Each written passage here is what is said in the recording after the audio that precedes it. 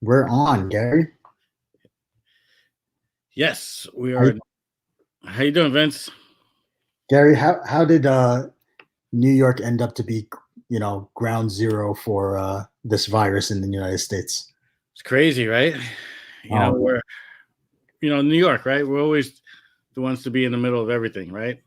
yeah. And this change happened so quickly, didn't it? I feel like just a few weeks ago we were in the clear, or people weren't taking it too seriously. Maybe that's why. Yeah, everybody was still out, right? Everybody was still shopping at stores. Everybody was still doing their thing, but now everybody's trying to find a way to work from home. Yes, look at us now. As of last night, as of Sunday evening, we have an executive order where we're told to stay home. For real estate agents, we're told no showings, no open houses, and I just found out yesterday afternoon, no prospecting for new business. Wow. so, so you and I, we've got a large group of agents that we partner with, and we have a big network of people that we cooperate with to get our deals done, um, listing and selling properties and whatnot. And there's a lot of fear and panic that's going on. Yeah, and that's why we do these, right? We're trying to do these so we could give content, give some uh, give something back to the community, our real estate community, our fellow brethrens, and just really get the myths out of it, what we should be doing, what we could be doing, and especially with our partners. So we have a couple of guest partners today, right? Yeah. And I guess we're going to be talking about a few things, but I mean, you and I know, and I think a lot of people out there know that that this will pass, Yeah. right? We're unsure of how long it'll take, but we know that life will go on. And I almost get a little bit of comfort knowing that we're in this together, Yeah. right? And we're all going through this together, and what we need is to be connected at this time. So today, I think what we're going to focus on is the things that we can control, and to me, that's two things: your mood and your actions. Yeah. Right? And hopefully, our guests will elaborate on that a little bit Yeah. more. I think it's the important part, right? Before you start doing the actions that may take us down the wrong path, let's get the right mindset, and then the right actions should follow. That's right. So, who do we have with us today? We have Scott. All right. So Scott Einbinder, speaker, coach. He's a trainer, a strategist, and he's going to spend some time telling us about where we should be mindset wise and what we can be doing right now. All right. Exactly. Come on. Thanks, Scott. All right. Hey, how are you? Hey, Scott. All right. So basically, over these past, however many days it's been on, dozens and dozens of these conference calls with agents from all around the country. And what's so interesting is, just watching how people respond to crisis. Most people respond to crisis, they get fearful, understandably, retract, focus on what they can't do, dwell on, like the rules you just mentioned, all the directives coming down from the boards and from what you can't do. But then there's a small group who focuses on what we can do, and looks for the opportunity, and looks for creativity, and looks for solutions. And that's what I wanted to kind of share with you today, because that's the world that I try to navigate in with all the right partners. And the one thing about this social distancing, we've all heard the direction of social distancing, but it doesn't mean you need to be antisocial. And while you have to remain isolated, it doesn't mean that you have to be disconnected. Our business is a business of contact and communication. And, there's a couple of words that I am super critical of in our industry. And I've been super critical of these two words for many, many years. And it's the word lead generation. You hear it all the time. Got to get leads, generate leads. And I've always said, it's really not about lead generation. It's really about relationship development. And these are two very, very different ways to think. When you think of the consumer as a lead, you tend to treat them like a lead. There's no personalization. There's very little connectivity. There's very little interest. It's all about converting. But relationship development is a different way of thinking. And while this horrible situation has presented us with a lot of bad things, it's presented you with something that I think good. It's given you an incredible reason to first reconnect with every single one of your past clients and really everybody in your orbit. This is a reason to do it, but you got to do it authentically. You can't reach out to your past clients looking for, you can't reach out and say, hey, I want to know how things are going. Oh, and by the way, anyone looking to buy or sell? Like, that is not what it's about. It's about reaching out. It's about connecting. It's about just checking in and seeing how they're doing, offering if you can be of help. Not that you may be able to do anything per se, other than just be a positive voice or a beacon of strength. That might be all they need. But this is, in some respects, not to look at it too distorted, as a gift. It's a gift as a reason for you to reach out. In fact, the number one worst metric of a real estate agent is losing contact and losing connectivity with their past clients. Every single realtor shows up to the closing to get their check, and then weeks, months, years go by and never hear from them again. So if you're looking for a reason to call, now's the time to call, because as a pretty well-known author says, people will barely remember what you do for them, but they'll always remember on how you made them feel. And now is the time to reconnect to how people feel about you. So the first thing that you need to do is you need to reconnect with every single one of your past clients. If you bought a home through you, you should be calling them. If you sold their house and they moved to Alaska, you should be calling them. Everybody is connected at this point in time, so you should do this. So I think that's one very, very critical thing to do. Number two, let's just touch on for a second this whole idea of prospecting. Every state is coming up with different rules. There's a lot of mixed interpretation on even the viability of the rules. Some boards have given directives, but the states haven't even weighed in on them. Some boards have said, listen, you can't cold call. Yet there is no directive from the state of, whatever the state is. In fact, even boards that have said you can't cold call, there is no penalty. There is no, well, what happens if I do? So there's a lot of questions there, and I'm not, you got to take the guidance of your broker of what is appropriate or not appropriate to do. But let's be adaptive, okay? Let's be adaptive to the situation. Virtual showings. People say, well, virtual showings, you can't do that. Well, sure, you can do that. First of all, if you have the ability, obviously, to go into your client's house, if it's safe, if you're safe, if they let you do your touring only, again, under the safest perspectives, but so you can do it, but you could do other things to remain connective to people. As far as social media is concerned, listen, it's no secret that you can go on social media, but what can we do on social media to remain connective? Well, why not consider instituting immediately a first-time home buyer video seminar currently? I mean, in fact, I bet you'll get better attendance, because sometimes it's not too convenient for somebody to go down and, sit there for 2 hours in the fear of potentially being solicited. So nothing stops you from doing first-time home buyer seminars in these formats. How about in engaging in a first-time home seller seminar? We always focus on the first-time home buyer, but there's tons of first-time home sellers. They've never sold a home before. And now is the time where you could be educating. You can be providing value. You don't have to solicit anything. Soliciting is asking for something. Well, rather than ask, give information, give resources, give solutions. People are sitting home right now. It's a great time for people to maybe declutter, give you some, I'll share with you some examples. One of my clients called me up and she said, she ran with the ball of decluttering, but she arranged with a company that was on the essential lists provider to haul away stuff. So her thing was declutter, bring your junk down to the bottom of the driveway, go back in your house, and I'll send someone to go pick up. I mean, again, this is an example of connectivity, of taking action, of not sitting idle, engaging. The buyer ended up sending her an email saying, it was so thankful for that. You gave me and my kids something to do for 6 hours that needed to be done for 6 years. It was great.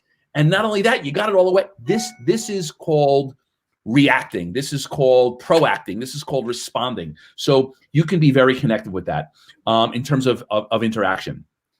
Third, so for sale by owners. We know that for sale by owners, again, following the guidance of your broker, but it doesn't mean you can't communicate with them. It doesn't mean you can't provide them with data. Don't ask them for anything, provide them with data. Provide for sale by owners with some data that they may not easily find on their own.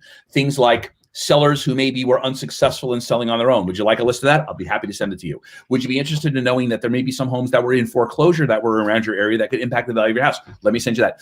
Become a resource of giving data. Don't ask for anything. You don't have to ask for anything. Simply give. You know, again, I'm not a big fan of the mailbox, but now's the time where you have to combine mailers with some social media interaction to maybe complement each other. So the idea is that communicating with for sale by owners right now is critical, because the one reality behind the for sale by owner right now is the need for a realtor just went up, because they are going to lose weeks of market time. And the for sale by owner 3 weeks ago who said, listen, I'm going to sell my house, put a sign on the ground, go to Home Depot, buy it, it's going to sell. Now they've lost 4 weeks, 5 weeks, 6 weeks. And when the dust settles, any of those sellers that are sitting on the sideline, they're going to need us even more.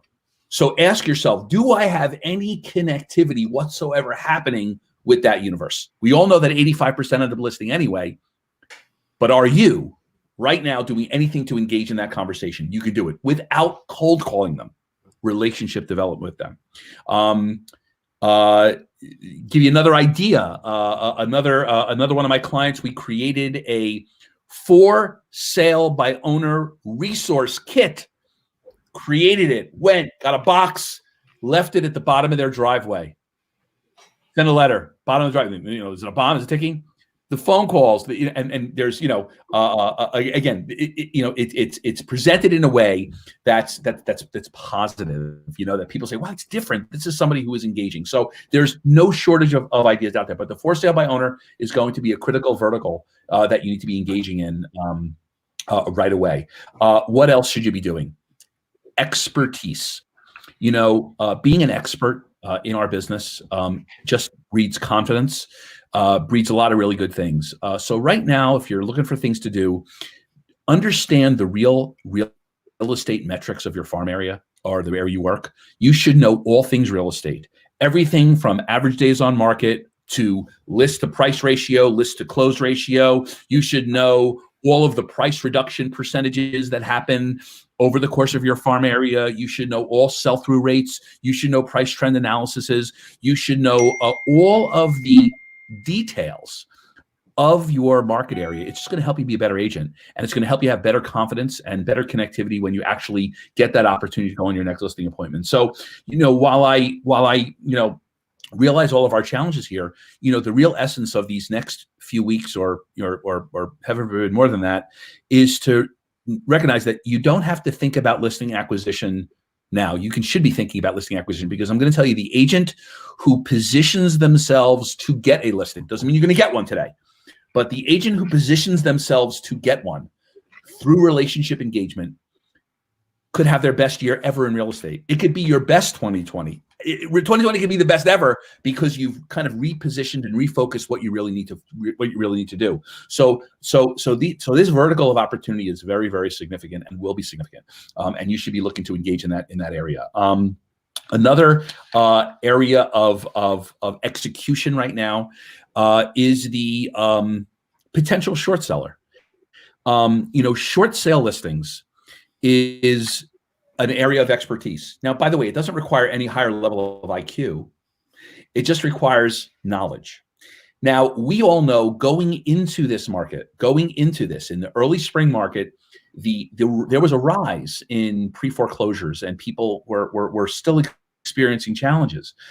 Very, very few agents go after this business because of all the myths and all of the wrong perceptions associated with them.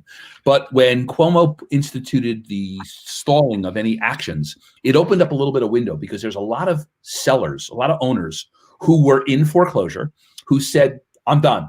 There's no way I'm going to recover. I'm going to be going to a sheriff's sale. But now they have a little time. Well, in that window of time, why not get a phone call from a real estate agent? And again, I say phone call. Let me be careful. Let's communicate with proper protocols, but maybe a letter stating to that particular person that a opportunity has opened up. And the opportunity is, have you ever considered a short sale versus a foreclosure? Because there are huge, huge advantages of doing a short sale rather than a foreclosure. And I'd love to educate you. I can get on a video call with you. Let me show you the huge tax benefits, the potential avoidance of bankruptcy, the removal of a delinquency judgment, all amazing things, but they need the opportunity to hear it from one of their real estate professionals. So these are all engaging activities that you can be having right now, all in preparation of it. The most common question I've gotten over these past week or so is, what if a seller wants to put their house on the market right now? Should I delay it? Should I say to a seller, don't put it on the market? I say, why do that? Don't create an opening. Don't create a hole for someone else to come in and take the listing. But I say, take it, but make sure you set the right expectation. And what is that expectation? The expectation is this: that right now we have buyers and sellers, quite frankly, that are on both sides of the spectrum. You have some buyers and sellers who don't even believe there's a virus. And then you have buyers and sellers who believe it's the end of the world. And then we have something in the middle, okay? That middle earth is still active. What's been surprising to me, quite frankly, is the amount of action that's been there even in this situation. I mean, I've got some of my clients are sending me, they still got bidding wars on their listings. They're representing buyers and they're losing. So I'm like, do people know there's something going on out there? So there is action, but setting the right expectation to your client will ease whatever pressure you create for yourself. This is not an environment right now where you need to be apologetic. You don't need to say, I'm sorry. You didn't create anything here. You didn't do anything here. But so don't be defensive. Be offensive, not offensive. Offensive, and helping people migrate and set their expectations. So the reality is that while it is logical to assume that buyers are going to sideline, although we haven't seen that evidence in any great numbers, while it seems realistic that sellers would take their house off of the market, although what's interesting, if you go to the MLS and you look at the amount of canceled listings, it is not 100%. It is nowhere near 100%. In some MLSs that I've been looking at around the country, there's been a negligible amount of listings coming off.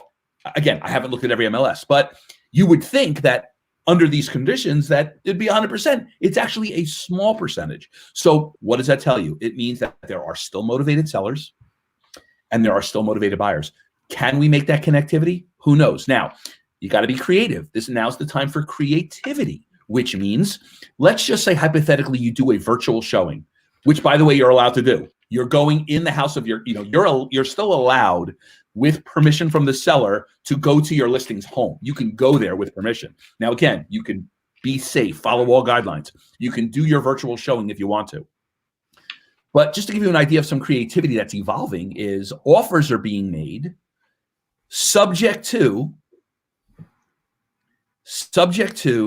being able to have a visual inspection. Now, it's not a firm deal like we've been accustomed to. Can it fall apart? Yes. But there's still things that are moving along. There's still something happening. And it's like anything else. To me, a contract subject to a mortgage commitment, has as much risk in many respects as these things. I mean, without knowing that the buyer is fully vetted. So, there's always risk in a real estate transaction. And yes, will there be contractual risk in some of these virtual contracts? Of course, but it doesn't mean we have to sit idle and do nothing. We can be doing something. And again, why let that opportunity go away? You just might be surprised. I would tell you, the thing that's been the most shocking for me has been the shock of my clients on activity that's still going on even under these conditions. So, this is something to be mindful of in terms of out there. As far as some other kind of important things to recognize is that this is a great time to work on your mind. While I think it's always important to have a right mindset, and those that know me more, that I talk more about execution and more about strategies and tangible stuff. But I do think that now is a great time to work above the shoulders. There's a couple of great books that I've been recommending. The Magic of Thinking Big is a great book. by David Schwartz. It's just a good book in these times. It's an easy read. It's a good book. Another one is Rewire Your Anxious Brain by Catherine Pittman. And again, we always talk about attitude. I always hear it, attitude. And listen, attitude is everything. Of course it is.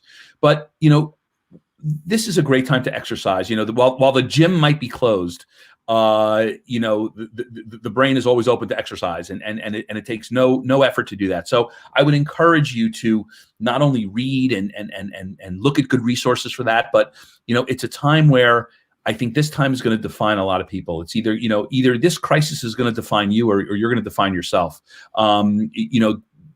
Challenge yourself. Real estate agents, I think that we are by default community leaders.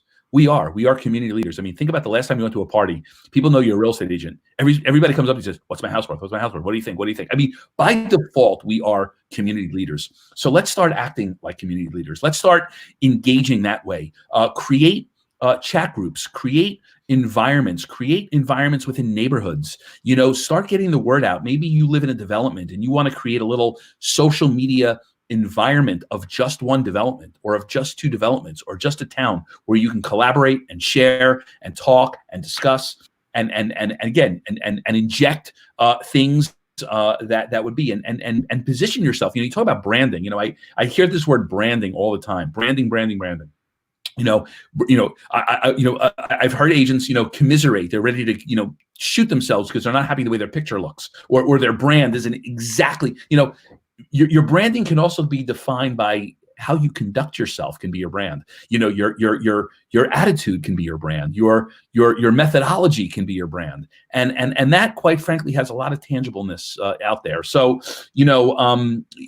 again, problems always bring opportunity. I always say, while there's thousands and thousands and thousands of licensees, there's very little competition in the real estate business. If you do things different, if you have a different solution, if you bring of significant value to people, most of your competition does not do that. So in this time, it's even more restrictive, because even of the people that do things different, a lot of them are, scared, hiding in the corner. What's not going to happen? They're crying, they're yelling, they're obsessing more about what's not happening. So if you can kind of transition yourself into that other place, you have even less competition than you even had before. So, again, while things are terrible and there's tragedies out there, and I've even gotten some really distressing phone calls from friends earlier today, we have to keep our mind focused on our business in terms of what we can do in our business, and what we can do to really uncover the opportunities that are in front of us.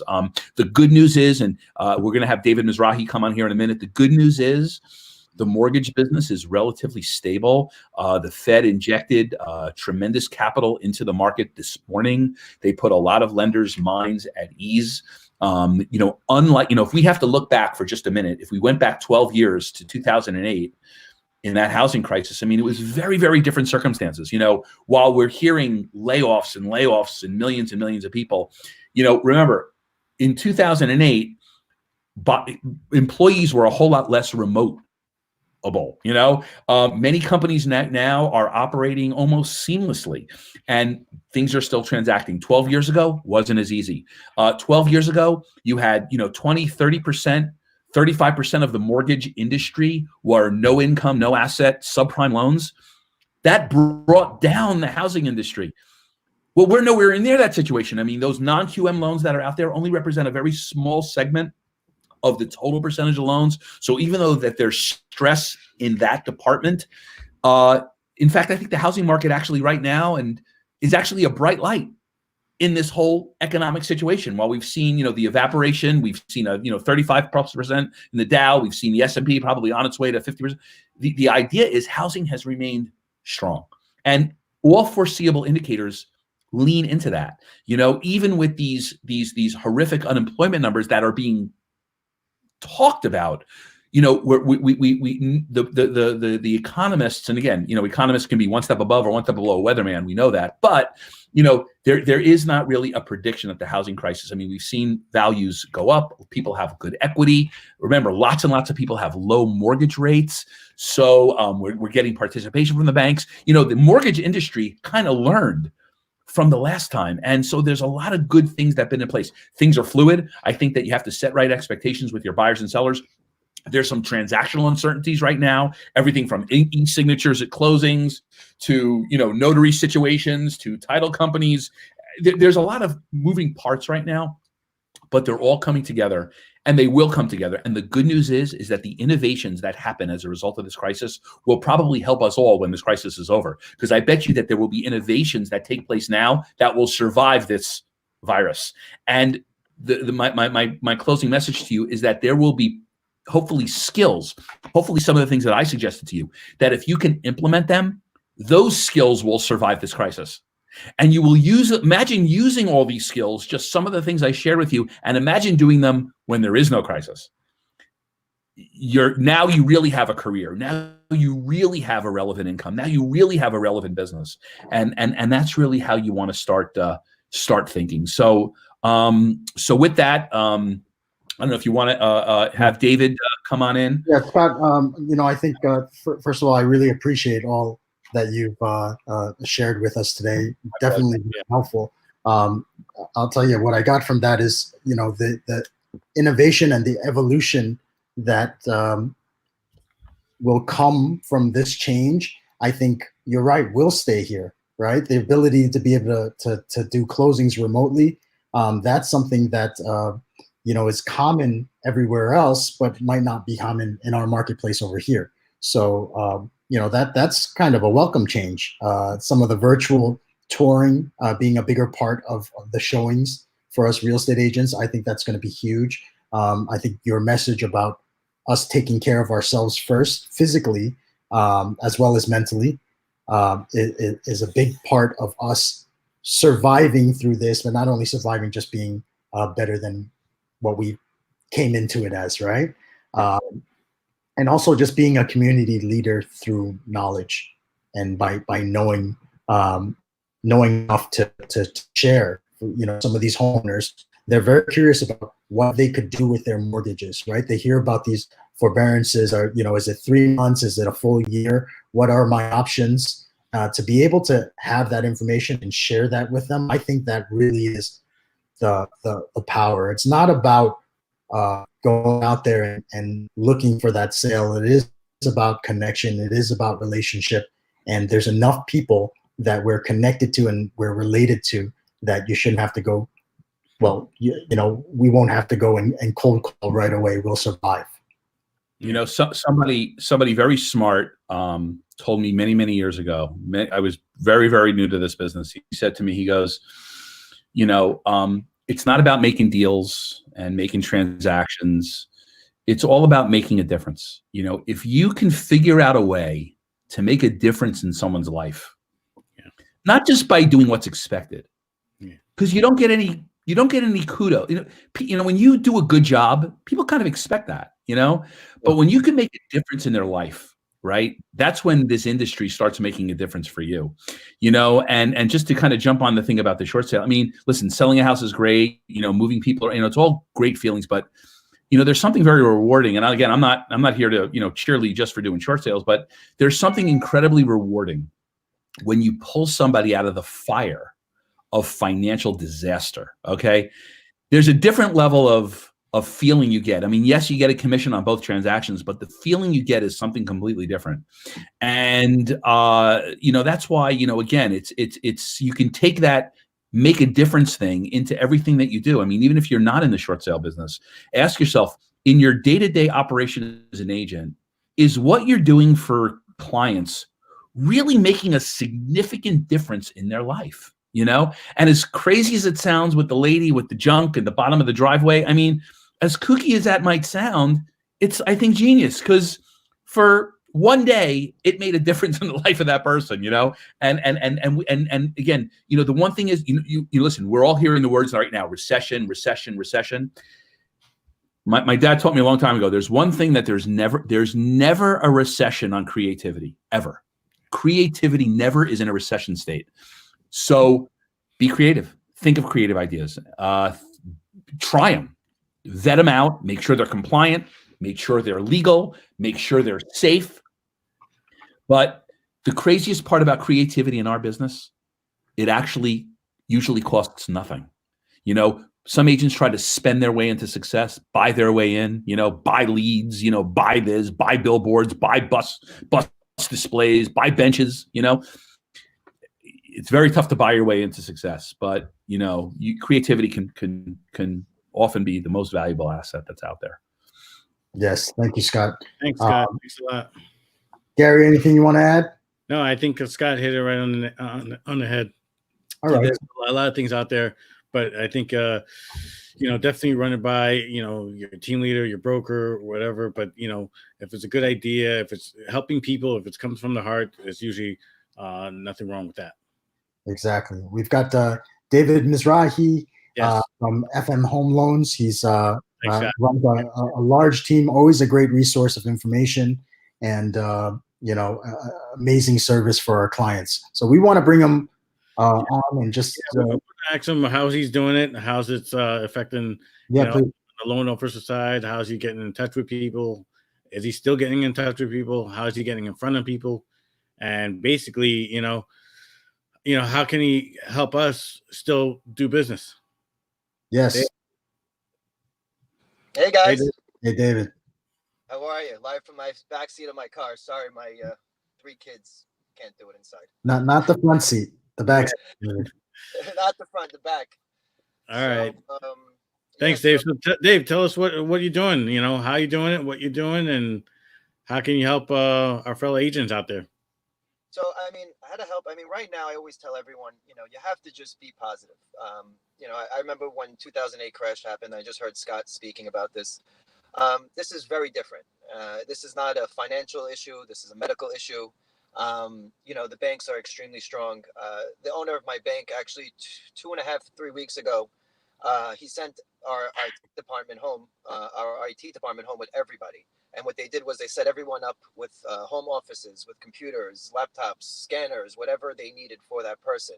So that if it did happen, which, everything they were saying, which did obviously, we were ready for it. So for us, thank God, as a company, we're fully functionable. We're 100% capacity. We have literally everyone working. Not one person not working. Everyone wants to work now. They want to be on. They don't want to talk about this anymore. They want to be focused on something else. And one thing that I've been doing is kind of just doing the same. Just not letting this issue that we're having right now dictate how I'm going to act and how I'm going to react to it and how I'm going to treat my business and anything else. Because, just this week alone, thank God, I had about 5-6 people that went into contract, which is more than I expected, to be honest with you, in the beginning. But then I started noticing that a lot of people out there are, looking at this as a way that they could get into a home that they didn't think they could get into, a home where there was 10-15 people looking at that house. They saw it last week. The house is still available, so they pulled the trigger. I even had one of them where there was, unfortunately, one of my called up an agent from last week where my client saw a home and they said they loved it. And they said, let me just follow up. There's a lot of issues going on. And they said, hey, I just want to see if your client is still moving forward. She said, honestly, there was an issue with his job. They're thinking about it. So she said, my client is a correction officer. She's not going anywhere. It's a very strong file. I could get you a DU approval right away. And right away, it was actually put on Facebook just yesterday that the seller said, you know what? The listing agent said, we'll move ahead with your buyer. And they used the inspection report from the last buyer. So things are still moving along. I see a lot of people going out there and calling their old clients and just seeing how they are. How's everything going? Do you have any questions for me that I could go over, with all these stimulus packages going out, and things like that. I think that's extremely important because people want to work with people who actually care about them. Of course, when someone's buying a home, we care to get them into a home, right? But the minute that closing happens and the minute the check is cleared, it's kind of like, let's move on to the next, because that's who's the next person who's paying my bills kind of mentality is. And I always tell everyone, and Scott was talking about it before, is just focus on the relationship. Don't focus on the transaction. We shouldn't be transactional. I've been doing this for about 19 years now. And one thing that I've learned very quickly is don't worry about the deal. I remember where I took on a client where the loan officer that the realtor was working with didn't want to do it because it was a $90-something thousand loan. And I said, you know what, Alex, I'll do it for you. She said, okay.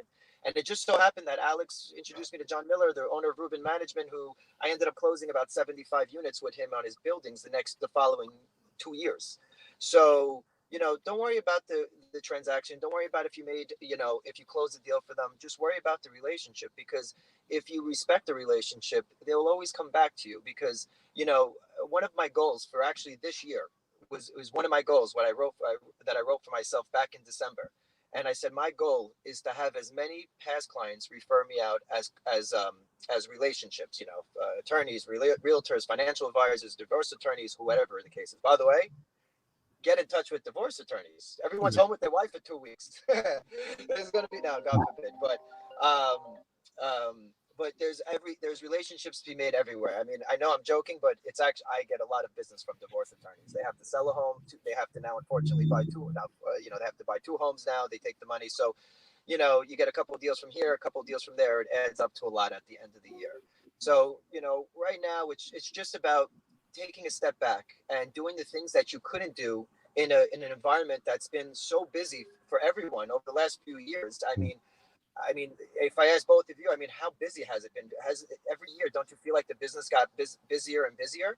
Yeah. So, Absolutely. right. So I think right now is you made all those relationships over all these years. And if you go back to your Rolodex or your old, your phone, and you go and it's actually, it dates myself how long I've been in this industry. I started with a Rolodex, but um, if you go back to that, it works, because I'm literally doing that. I have every single client of mine printed out on a sheet that we're calling. I had a realtor who actually sent over some of his open house lists from the last couple of weeks, and we're going to just go back and get in touch with those. We're working, and I always tell everyone, just like that movie Boiler Room, you got to act as if there could be a fire outside, but when you're focusing on what's inside. I remember in 2008, 2000, when all that happened, and it wasn't a great year for me financially, but when I walked inside my office and I walked inside those four walls, it could be in my house, it could be anywhere.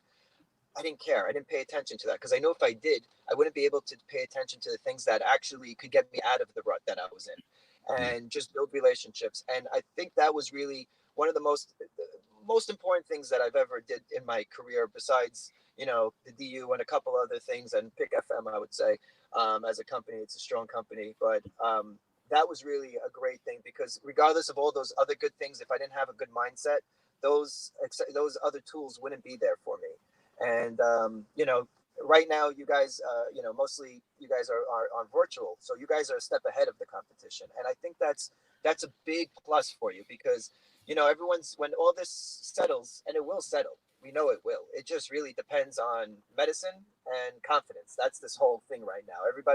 No one's being fired because they're doing a bad job or the economy's going down. They're being let go because they're saying we can't let everyone be condensed, because they can't get the hospital so crowded because there's only a certain amount of beds they could use. That's the only reason. I mean, honestly, if it was like let's just say China per se, and they just built a hospital for 1,000 people, you kind of could do that and it could be over a little quicker. But this is the United States. There's laws and things like that. So for those type of things, but at the end of the day, this is something that we're in it together. There's no one in this world that didn't get affected to it, so there's no excuses. And for me, I look at that as something like, I'm not going to let this focus, dictate how I'm going to act and how I'm going to react to it, and how I'm going to treat my business, because the business is going to be there. We all know one thing, and not that we all know, in my opinion, after this is over, there's going to be, as Scott said before, right now the government's investing so much in mortgage-backed securities. So the mortgages are very strong, and all these programs will come back little by little. We know that. But what I think is that the interest rates are going to really drop down dramatically.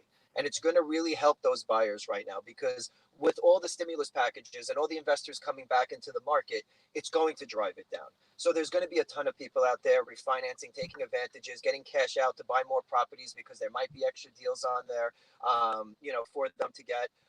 There's going to be a lot of people that are just saying, oh, you know what, I was teetering if I could buy that house for 550, and I really wanted my payment to be at that $500,000 mark with those taxes and everything, and now all of a sudden the rates drop a half a point, and now that 550 home is in their price range all of a sudden. I've seen it happen, and it will happen. And you just have to get ready for it, because when that time happens, you could hit the ground running, because that's what I'm doing. I have 15, 20, maybe even 30 clients that I submitted that missed the boat when the rates were low. And I said, guys, let's not be negative about it. I'm going to process your loan. We won't get an appraisal done just to make you feel comfortable. If you want to get an appraisal done, we can. But maybe sometimes it's a New York deal, and they said, let's get the SEMA started for the mortgage tax. And I said, when those rates drop, you're already going to be halfway through the process, 90% through the process. And all I have to do is click a button, lock you in, and you're all set. And they want it, and they're happy for that. I have so many clients right now that are pre-approved. And I said, you know what? Just send me the doc. And I've gotten so many phone calls. Should I hold off? Should I not? And I said, listen, the market's going to be right back. You want to buy a home now? You're going to want to buy a home later. There's no real difference. But if you're not positive and you're going to just play into what they're feeling, you're going to just make everything. You're going to give them a false, hope, and something that they're going to have a different attitude and different. I'm not getting the right word for it, but they're just going to have a different outlook on it. I would say it's still not the right word, but that's better. And that will help them because they need guidance. And if you could be that guidance, I think that would really make them appreciate you, respect you, and that will build that bond, which will build that relationship. Because, remember, these are bad times. And if you could explain to them, what's going to happen next, and if everything does happen next, they're going to look at you as a professional. And they're going to look at you as somebody that they need on their side. And, that's what they want because they need positivity and they need good knowledge and they need everything. And, those are the things I'm focusing on. So I tell my buyers, we're going to process, put everything together. And then when you fall in love with a home, in my opinion, there's going to be a lot of listings hitting the market, a lot more. Some people, not that I don't think that there's no one's going to not list their home now, but the thing, take their listing off the market maybe. But I feel like a lot of people are holding off from putting their listings on the market. So when that time happens, I feel like there will be influx of listings, and there's going to be a ton of buyers running out, and everyone's going to be excited and get back to semi-normal life. I don't think it'll be normal right away. I think, honestly, it'll be semi-normal, then turn into normal in the midsummer, God willing, or hopefully sooner. But if they have an entire file together and they say, Dave, I love 123 ABC Street in Queens, I could just go 123 ABC Street for $599, 3.5, 5, 10, 20%, down payment, whatever the case is with the taxes, and have a DU for them. And then they could submit their offer strategically. And that will help their offer stand out because right now the sellers don't feel very confident. But now if they could say, hey, you're already been vetted, reviewed, pre-approved. And not only that, the bank actually reviewed everything and you're approved. That's going to make them feel a lot more comfortable with them. And I feel like that will help you get that buyer off the street so that you can move on and have more time for the next buyers because there will be an influx of buyers. There will be an influx of sellers. And, if you want to deal with it all, you want to deal with it now because at that time, it'll be too late. Someone would make that relationship or you won't have enough time to make all the relationships you could have made. And I pray that, again, it happens sooner than later. We just don't know when that will happen. So you just have to build up the inventory. So when it does happen, you'll be able to, be on top. Dave, how do you see agents still getting in front of their clients and getting you in front of their clients as well? I've done Zoom a lot and of things. Three-way Zoom, stuff like that, because sometimes you still want that personal touch, right? Yeah, a lot of clients still want to do it, and also honestly, everyone's home now. They want it. They have time to do it, and I kind of like when I get to put a face with a name because again, I'm not about doing the transactional things. I'm about doing the relationship building, and when you put a face with a name, people then they're able to relate to you. They're able to actually know who you are and not just put as you're some person over the phone that's helping them out. And that for me is something that is important. It's extremely important because I tell everyone we're dealing with the biggest investment, most expensive investment of your life. You really want to know what I look like in a way. You want to know, who you're dealing with. And because after we close, and I tell everyone, this is what we're going to do up front. But if everything I say that, I say I'm going to do happens, what I would love to do is, meet with you and, we'll sit down, we'll have a housewarming party in your house. That's one of the things right now you can't go to homes, right? You can't go to closings. So what I would say is you tell everyone, don't worry. Instead of what we're going to do is when all this is done and you move into your home and you have the house ready, we're going to do a housewarming party. And then they bring all their friends and family over. Hopefully this will be at the end when all this epidemic is over. And then it will get back to then you become the family realtor, which is important because then it comes, every year someone gets married, something happens. But right now, it's really just about what you guys are already doing. It's just about being on the internet. You guys already know the movement, where it was. You guys are, you've been ahead of the curve. And on top of that, it's just internet, FaceTime, Zoom, or I tell my clients, whatever makes you feel comfortable, I'm going to do for you because That's what we need to make them feel like they're the most important, because they are. And I always tell my clients, if it's not for you, there's no me, there's no them. We're not important. You're the most important piece of the puzzle, because we're here for you. I always have clients, sometimes they call me, they apologize for calling me. I said, don't apologize for calling me. You know why? Because if you didn't call me, I'd be more upset. I want to be there for you. And that really, it drives something home to them, and it really makes them understand what they're, who you are and what you're doing. And, and, um, and basically, sorry about that. It's actually someone from XP right now calling me. And that's really, for me right now, just being there for them, and in any way that makes them feel comfortable. All right. Well, sounds good. Vince, you got anything for Dave? Well, I've seen quite a roller coaster ride with the rates, and what you said earlier is that you see the rates dropping even lower than where they are right now, right? Yeah, I do. I feel like they are. I mean, right now. So today I locked in a client at 3.625. I mean, that's a pretty good rate. I mean, everyone's screaming the rates are high. One thing, the good thing about our bank is that, I'm not going to get too into it, but there a lot of bankings, we don't build in so much, so the rates tend to be good. And the thing is, when rates go the wrong way and you have a lot more built in, the yield is a lot lower in today's market, because there's less liquidity because of the mortgage-backed securities not being purchased by investors, right? So now there's less liquidity, there's less yield. What happens is, now if there's higher payouts on them, the yields tend to go from a quarter to a half a point, and it keeps rising. So now there's a bigger jump. So for us, a good file, conforming deal, we're still there. We're still in the threes. We're still, very good with that. But yes, I do believe, just 2 weeks ago, they were at 2.875, on a 30-year fix with no point. That's unheard of, So do I think they're going to go back there? Maybe. I think they're going to be lower than they are now, because right now, if they are where they are now without any investors being involved in it, I could, and this is part 2 or 3 of the stimulus package. There's going to be part 5 and 6. If anyone watched the 60 Minutes last night, what they were talking about was that there's an endless amount of money that they're going to be banking into this to make sure that this doesn't affect everyone in the long run. They learned so much in 2008, because what they were they were never over aggressive. They were a little bit under. They thought it was going to be here, and they went a little bit under. They just went to where they thought it was going to be, and they learned that it cost them billions of dollars, pretty much. And for there, they said, let's be ahead of the curve. Let's put more than we think we need, because it will cost us less in the long run. They want to get everyone back to work as quickly as possible. They want to get normalcy back as quickly as possible. I mean, at the end of the day, this is the United States. It's very different. The economy is the strongest economy. Everyone goes off of the U.S. dollar. So there will be investors here, and because especially that there'll be more issues around the world, that more people will be focused more in the United States, in my opinion, right? Because the currency is a lot safer. It's like, investing in Manhattan, it'll always go back. And if you look at real estate, people that bought in 2008, people that didn't buy, who said, oh, you bought at the worst time in the history of the world, right? And then all of a sudden, 2009, it went down a little bit. 2010 still went down. And then all of a sudden, 11, it went from it didn't go to a V. It went kind of like a U, right? A U goes down, down, down. And then it goes like this. And then it flattened out. And then it stayed flat. And then all of a sudden, 13, 14, 15, 16, 17. And now we're in 2020. And then it went to the height of it, right? So basically, you're 12 years into a mortgage. You owe 18 years left. You have, a lot of equity in the property.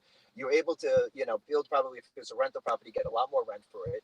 And even though there will be maybe a reset in some areas, it's still not going to go down to 2008 numbers, in my opinion. So the market goes like this, it goes like this. But then when it goes back up, it will even go back further than it was before. It's real estate. People know that. It's safe. It's better than gold, in my opinion.